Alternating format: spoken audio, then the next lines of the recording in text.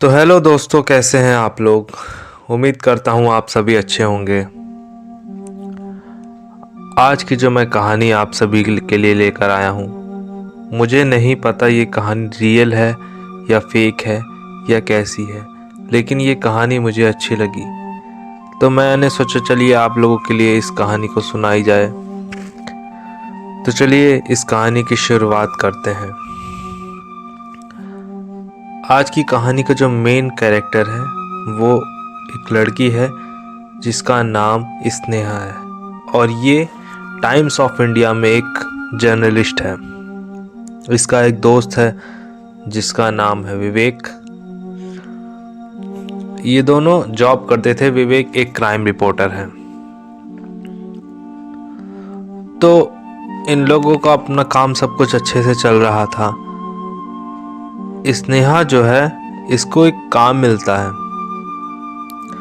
इनकी जो सिटी थी जहाँ ये लोग रहते थे, वहाँ पे एक पुल बना हुआ था जो कि हाईवे के ऊपर से जाता था। मतलब वो हाईवे ही था, पुल नदी के ऊपर बना था। और उस पुल पे बहुत ज़्यादा एक्सीडेंट हो रहे थे, और एक ही जगह पर एक्सीडेंट हो रहे थे।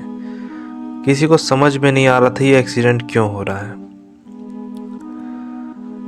तो ये काम इसको मिला था स्नेहा को कि तुम पता लगाओ और इसकी मतलब पूरी रिपोर्ट तैयार करो कि क्या बात है यहाँ, ऐसी कौन सी बात है जो इतना एक्सीडेंट यहाँ पर होते हैं। तो स्नेहा ने, इनके बॉस ने स्नेहा को ये काम सौंपा और स्नेहा ने कहा कि ठीक है। उसने भी पूरी अपनी तैयारी करने लगी। उसने रिपोर्ट बनाई, सब कुछ करी, और वो भी उस जगह पर जाकर देख रही थी, सब चेक कर रही थी कि क्या ऐसी बात है जो यहाँ पर इतना एक्सीडेंट हो जाता है और कुछ पता नहीं चलता क्यों हो रहा है। तो जो वो पुल बना था, उसका जो डिवाइडर था वो बहुत लंबा था। जैसे अगर आप मान लीजिए किसी एक साइड से दूसरे साइड किसी को जाना हो तो पूरा घूम के जाना पड़ता था। बीच में कोई शॉर्टकट नहीं था, जैसे आप इस साइड से उस साइड चले जाइए।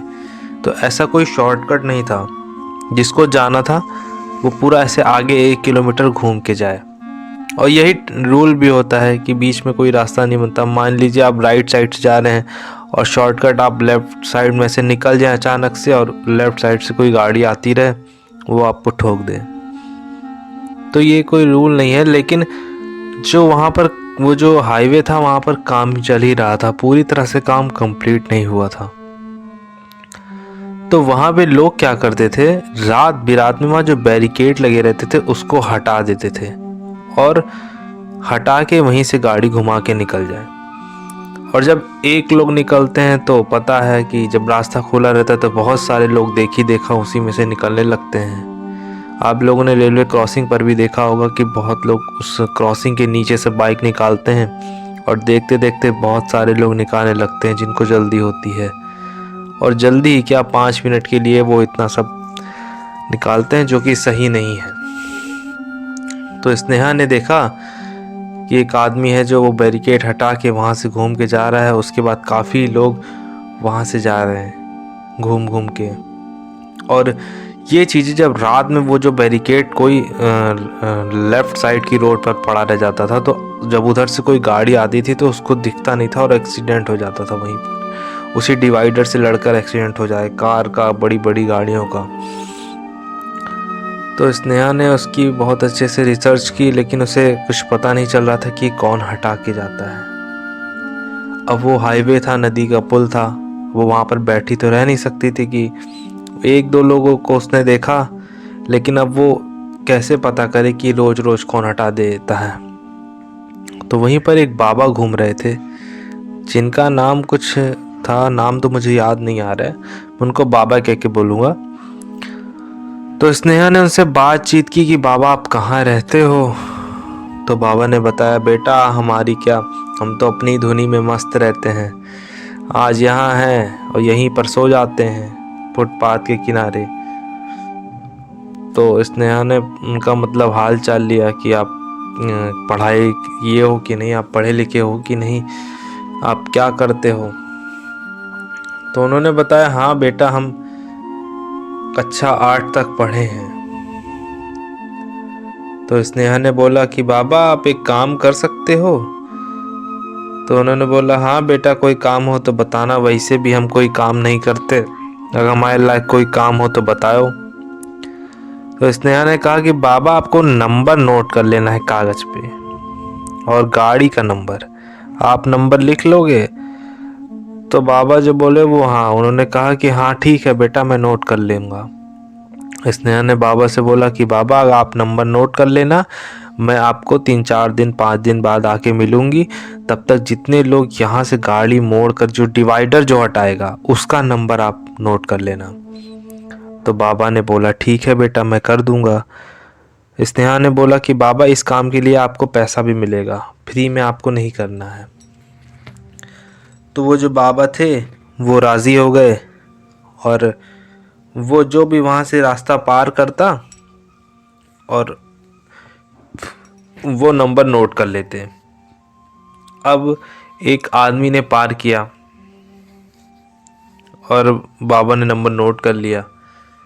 फिर ऐसे ऐसे, लेकिन उनका नंबर नहीं नोट करना था, जो बाद में करते थे, जो पहला आदमी जो डिवाइडर क्रॉस करता था उसका ही नंबर नोट करना था।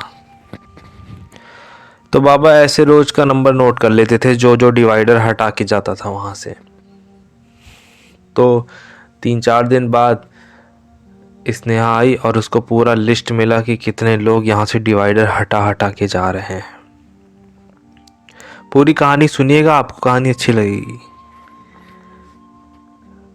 तो स्नेहा को वो लिस्ट मिली, तो स्नेहा ने अपना मतलब सोर्स लगाया, अपने जो फ्रेंड था उसका जो विवेक, उससे कांटेक्ट करा कि यार इसका बाइक का नंबर ये, इसकी डिटेल निकलवाओ। वो एक क्राइम रिपोर्टर था, तो उसने, उसका कोई जुगाड़ ट्रैफिक पुलिस में था, तो उसने एड्रेस लिया सारे लोगों का, जितने लोग वहाँ से डिवाइडर हटा हटा के जाते थे और लगाते नहीं थे वापस डिवाइडर, वहाँ पे बैरिकेड नहीं लगाते थे वहाँ पर। तो उसमें जो पहला आदमी था, स्नेहा ने उसका एड्रेस लिया और उस एड्रेस पे कांटेक्ट नंबर था। उसने फ़ोन किया कि आप कहाँ हो, मैं यहाँ से जर्नलिस्ट बोल रही हूँ, लेकिन उसने फ़ोन ही नहीं उठाया। स्नेहा ने कई बार कॉल किया, उसके बाद उसका फ़ोन जो है रात के समय ऑफ हो गया। दूसरे दिन स्नेहा के घर बहुत ज़्यादा पुलिस फोर्स आ गई, सब एकदम हूटर हूटर बजाते हुए। स्नेहा को समझ में नहीं आया कि ये क्या हुआ, और आई और महिला पुलिस उसको अरेस्ट करके लेके गई, लेडीज़ कांस्टेबल उसको लेके गई, और साथ में एसआई थे। स्नेहा को कुछ समझ में नहीं आया ये क्या हुआ। तो वहाँ पर स्नेहा जब गई स्टेशन पे, तो उसने कहा आप मुझे अरेस्ट क्यों करके ले जा रहे हो? तो उन्होंने कहा कि तुमने इस आदमी का मर्डर किया है, उसकी कॉल डिटेल निकाली गई है, तुम्हारी फ़ोन सबसे ज़्यादा है, तुम्हारा ही मैसेज सबसे ज़्यादा है उस नंबर पे। स्नेहा बिल्कुल शॉक हो चुकी थी कि उसको क्या समझ में, उसको कुछ समझ में ही नहीं आ रहा था कि वो क्या बोलेगी। तो उसने बताया सारी बात कि नहीं सर, मैं एक जर्नलिस्ट हूँ और मुझे एक काम मिला है कि सबकी डिटेल निकालो, जो जो लोग वहाँ से डिवाइडर को पार करके जाते हैं और एक्सीडेंट करवा देते हैं लोगों का। तो जो वो एसआई था वहाँ का, उसने विश्वास नहीं किया, लेकिन जो वहाँ के जो इंस्पेक्टर थे, थोड़े समझदार आदमी थे, उन्होंने पूरी बात सुनी स्नेहा की। उसने पूरी डिटेल निकाली, पूरी लिस्ट दिखाई कि सर इतने इतने लोगों ने वहाँ से क्रॉस किया है, देखिए मैं पूरी लिस्ट आपको दिखा सकती हूँ, और मुझे ही मेरे ऑफिस की तरफ से एक काम मिला है कि इस जो ब्रिज पे इतने ज़्यादा एक्सीडेंट हो रहे हैं, इतना ज़्यादा, इसके बारे में मैं पता करूँ। तो जो सीनियर इंस्पेक्टर थे उन्होंने उसकी बात सुनी, और उनको उसकी बात जो है वो थोड़ी सही लगी। उन्होंने स्नेहा से कहा कि ठीक है, अभी के लिए तुम जाओ, और कुछ भी पता लगे तो तुम भी अपनी तरफ से मुझे बताना कि वो आदमी कहाँ गया।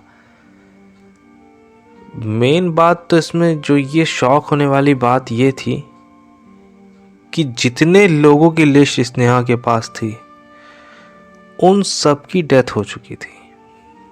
जिस जिस दिन उन्होंने वो फ्लाईओवर का वो डिवाइडर क्रॉस किया था, उसी दिन उन सब की डेथ हो चुकी थी। नेक्स्ट डे सबकी लाश मिल रही थी, कोई सुसाइड कर ले रहा है, कोई पानी में कूद जा रहा है, किसी का एक्सीडेंट हो जा रहा है, कोई अपनी नस काट ले रहा है। मतलब जितने लोग वहाँ से डिवाइडर पार कर रहे थे कोई भी जिंदा नहीं बच रहा था। अब ये सुनकर नेहा बहुत ज़्यादा चौंक गई। उसे समझ में नहीं आया कि अरे ये क्या सिस्टम है, और पुलिस को भी नहीं समझ में आया कि ये कर कौन रहा है। अगर कोई किसी का मर्डर कर रहा है तो कर कौन रहा है। सबने बहुत लगाया, पता किया, लेकिन कुछ भी पता नहीं लगा कि कौन ये काम कर रहा है। आखिरी आदमी जो वहां से पार किया था उसके भी घर पर जाकर देखा गया तो वो भी मरा ही पड़ा था। एक आदमी जो था, जो एकदम 1-2 घंटे पहले ही वहां से क्रॉस करके गया था, जो कि एक लॉयर था। स्नेहा और विवेक और पुलिस तीनों उसके घर जा रही थी। रास्ते में जैसे ही ये लोग पहुंचे थे, एक ऊंची सी बिल्डिंग से कोई आदमी आके गिरा और भीड़ लग गई। और जब इन लोगों ने जाकर देखा तो ये वही लॉयर था जिसने सुसाइड कर लिया था। अब इन लोगों के समझ में नहीं आ रहा था कि ये कौन है सीरियल किलर जो एक तरफ से सबको मार रहा है। ये कौन है जो लोग वहाँ से पार करते हैं सिर्फ उन्हीं लोगों को मार देता है। इन लोगों के कुछ में समझ में नहीं आ रहा था।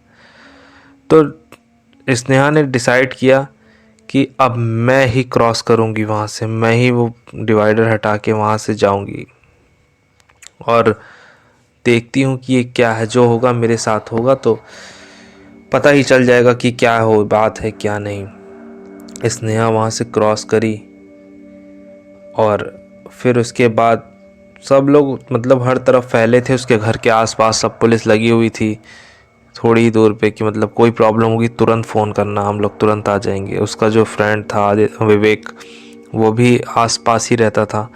पूरी तरह से सब मतलब वो थी कि कोई भी प्रॉब्लम हो तुम एक बार बस मैसेज करना, हम लोग तुरंत आ जाएंगे, कॉल करना हम तुरंत आ जाएंगे।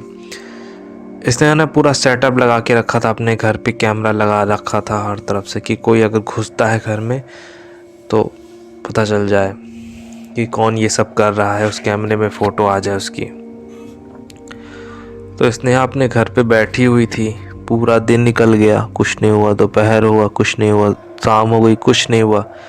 पूरा दिन निकल गया। रात के करीब 9:30 पौने 10 बजे के करीब उसे ऐसा लगा जैसे उसके घर के बाहर कोई चल रहा है उसके लॉन में।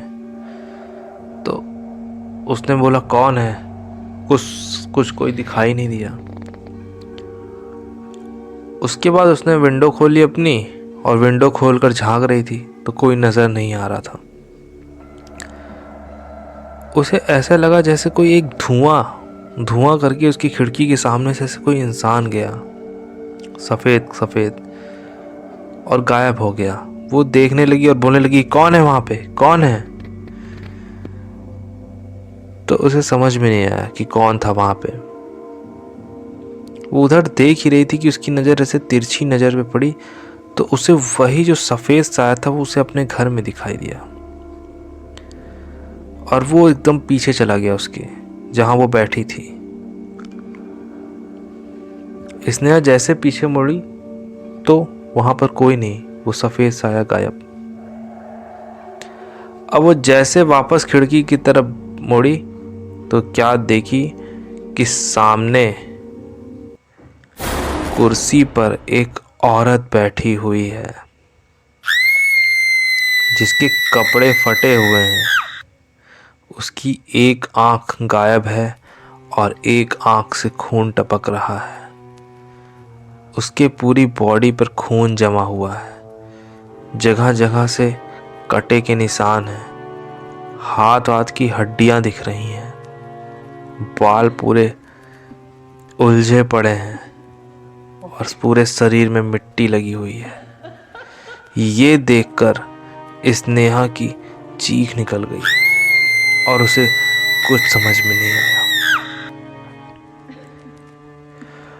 तब वो औरत बोली, किसे ढूंढ रही थी? मुझे ढूंढ रही थी क्या तुम? लो, मैं तुम्हारे सामने आ गई हूं। अब तो तुम्हें मरना ही होगा। स्नेहा को कुछ समझ में नहीं आ रहा था कि अब वो उससे क्या बोले। अब तो ये उसे मार देगी और किसी को कुछ पता भी नहीं चलेगा। उसके जो कैमरे थे वो टूट चुके थे अपने आप, उसकी आंखों के सामने ही। उसे कुछ समझ में नहीं आ रहा था कि अभी तो वो बेमौत मारी जाएगी और किसी को कुछ पता नहीं चलेगा कि उसकी डेथ कैसे हुई। स्नेहा ने उससे बोला, ठीक है, तुम मुझे मारना ही चाहती हो ना, ठीक है, तुम मुझे मार लो, लेकिन मैं तुमसे कुछ पूछना चाहती हूँ कि इतने लोगों को तुमने मारा क्यों? इसका कारण तो बताओ। और मेरा दोस्त क्या है जो तुम मुझे मारने जा रही हो? वो औरत रोने लगी और बोली कि तुम लोग की वजह से आज मेरी ये हालत हुई है। मैं अपने परिवार को खो चुकी हूँ, मैं अपनी एक छोटी सी बेटी को खो चुकी हूँ। अब मैं तुम लोग को इसकी सज़ा दूंगी। उसने पूरी बात बताई कि मेरा नाम निशा है और मैं अपनी 5 साल की बेटी के साथ ड्राइव करके हाईवे से आ रही थी। रात के समय हाईवे पर लाइट कम होने के कारण मुझे वो बैरिकेड नहीं दिखाई दिया और मेरी गाड़ी टकराकर खूब पलट पलट कर पुल से नीचे गिरी और नदी में जाकर गिरी, जहाँ पर मैं और मेरी बेटी दोनों डूब कर मर गए। मैं उन सब को सज़ा दूंगी जो ट्रैफिक नियम का पालन नहीं करते और उनकी वजह से किसी बेगुनाह की जान चली जाती है। उस आदमी की वजह से जो वहाँ से बैरिकेड हटा कर चला गया था, आज मेरी ये हालत हो गई है। अब मैं भटक रही हूँ और मैं सबको वही सज़ा दूंगी। स्नेहा ने बोला कि ठीक है यार, तुम मुझे मार लेना, लेकिन मेरी एक बार बात सुनो।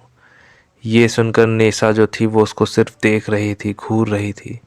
स्नेहा ने बोला कि मैं एक जर्नलिस्ट हूँ, मैं सिर्फ इसी बात का पता लगाने के लिए कि वहाँ से जो राउंड हो जाता है, जो शॉर्टकट लेता है, उसकी डेथ कैसे हो जाती है, मैं सिर्फ इसी बात का पता लगाने के लिए वहाँ से यू टर्न ली हूँ और वो शॉर्टकट ली हूँ। नहीं तो मेरा कोई भी इरादा नहीं था वहाँ से डिवाइडर पार करने का। मैं आपको पूरी लिस्ट दिखा सकती हूँ कि जितने लोग वहाँ पर पार किए हैं वो सब मर चुके हैं। तो मुझे वही सस्पेंस था कि ये मर क्यों रहे हैं लोग। मुझे मेरे बॉस ने कहा था कि तुम इसकी एक रिपोर्ट बनाओ और फिर वो रिपोर्ट बताओ कि उस वहाँ पर मरने का कारण क्या है लोगों का। इसीलिए मैंने वहाँ पर बैरिकेड हटाई हूँ और मैं वहाँ से आई हूँ। मेरा कोई इरादा नहीं था कि मैं वहाँ से साइड चेंज करके आऊँ। ये सुनकर निशा थोड़ी देर के लिए सोच में पड़ गई। स्नेहा ने कहा, निशा देखो, तुम्हारी मौत की जिम्मेदार सब लोग नहीं हैं, सिर्फ वो आदमी है जिसने सबसे पहले बैरिकेड हटाया था और उसके बाद से लोग वहाँ पर बैरिकेड हटाने लगे। तो मैं एक काम कर सकती हूँ कि मैं पूरी कोशिश कर सकती हूँ कि जो आदमी वो वहाँ बैरिकेड हटाया था, मैं उसकी तुम्हें पूरी डिटेल्स दे सकती हूँ अगर तुम मुझे छोड़ दो तो। ये सुनकर निशा वहाँ से चली जाती है और उसके नेक्स्ट डे स्नेहा अपनी पूरी हर तरह से लिंक लगा देती है कि वो कौन आदमी था जो सबसे पहले वहाँ पर गया। तो जो हाईवे स्टार्ट होता है वहाँ पे, जब वो बना था तो जो उद्घाटन में सबसे पहले जो बाइक वाला गया था उसका फ़ोटो जो है वो एक कैमरे में आ गया था जहाँ से वो हाईवे स्टार्ट होता है। इसने पूरी अपनी सोर्स लगाई, पुलिस की मदद ली। तो वो जो आदमी था उसका चेहरा नहीं दिख रहा था क्योंकि उसने हेलमेट लगाया हुआ था, लेकिन उसकी जो बाइक का नंबर था, उसकी बाइक के नंबर को जब ट्रेस किया गया तो ये देखकर स्नेहा बहुत ज़्यादा शॉक हो गई क्योंकि वो कोई और नहीं, उसका दोस्त विवेक की बाइक थी। स्नेहा विवेक के ऊपर बहुत ज़्यादा चिल्लाने लगी कि तुमने वो बैरिकेड हटाया, उसके बाद से वहाँ पर इतने लोग मर रहे हैं, ये सारी वजह सिर्फ तुम हो, तुम ही हो जिसके कारण आज मैं मरते मरते बची हूँ और एक निशा नाम की औरत और उसकी बच्ची की जान चली गई जिसके जिम्मेदार तुम हो। विवेक ने सारी बात सुनी, कहा, रे एक मिनट सांस लो, पहले मेरी बात तो सुनो। उसने बोला कि जिस दिन उसका उद्घाटन हुआ था उस हाईवे का, उस दिन वो बाइक मैं नहीं चला रहा था, मैंने वो बाइक किसी और को बेच दी है और वो बाइक कोई और ही लेकर वहाँ पर गया। अब तो मैं कार से जाता हूँ, वो बाइक पड़े पड़े बेकार हो रही थी इसलिए मैंने उस बाइक को बेच दिया। जब उस आदमी का पता लगाया गया कि जिसने वो बाइक खरीदी थी, तो ये सुनकर सब लोग बहुत ज़्यादा दंग रह गए, क्योंकि वो कोई और नहीं, निशा का हस्बैंड राकेश था। ये जब पता चला निशा को, तो निशा कुछ भी नहीं कर सकती थी। उसने ये बोला कि उसने जैसे किया उसकी सज़ा वो आज पा रहा है और ज़िंदगी भर पाएगा। उसने अपनी बीवी और बेटी को खो दिया, जिसके लिए वो ज़िंदगी भर तड़पेगा। इससे बड़ी सज़ा उसके लिए और क्या हो सकती है। तो दोस्तों, आज की स्टोरी कैसी लगी आपको, कमेंट करके बताइएगा। अगर अच्छी लगी हो तो चैनल को ज़रूर सब्सक्राइब कर लीजिएगा और वीडियो को शेयर कर दीजिएगा फ्रेंड्स। और आप लोग 1000 सब्सक्राइबर मेरे करवाइए दोस्तों। 1 साल से ज़्यादा हो गया, अभी तक 1000 सब्सक्राइबर नहीं हो पाए मेरे। तो मिलते हैं एक नई कहानी के साथ, तब तक आप सभी का दिन शुभ हो। और एक और बात मैं जाते जाते कहना चाहता हूँ कि कभी भी ये ट्रैफिक रूल जो है ये नहीं तोड़ना चाहिए। शॉर्टकट की वजह से आज तक बहुत लोगों की जान चली गई है। जल्दी के कारण बहुत लोग रेलवे क्रॉसिंग के नीचे से निकालने लगते हैं और उनका बहुत बार बहुत से लोगों का एक्सीडेंट हो चुका है, ट्रेन से, जानवरों से, या बहुत लोगों का ऐसे हो चुका है। तो कभी भी रिस्की काम मत करिए आप। कुछ देर के लिए आप लोग रिस्क लेते हैं जो कि कभी कभी बहुत भारी पड़ता है। आप अपने बारे में नहीं तो अपनी फैमिली के बारे में ज़रूर सोचिए। मिलते हैं एक नई कहानी के साथ, तब तक आप सभी का दिन शुभ हो।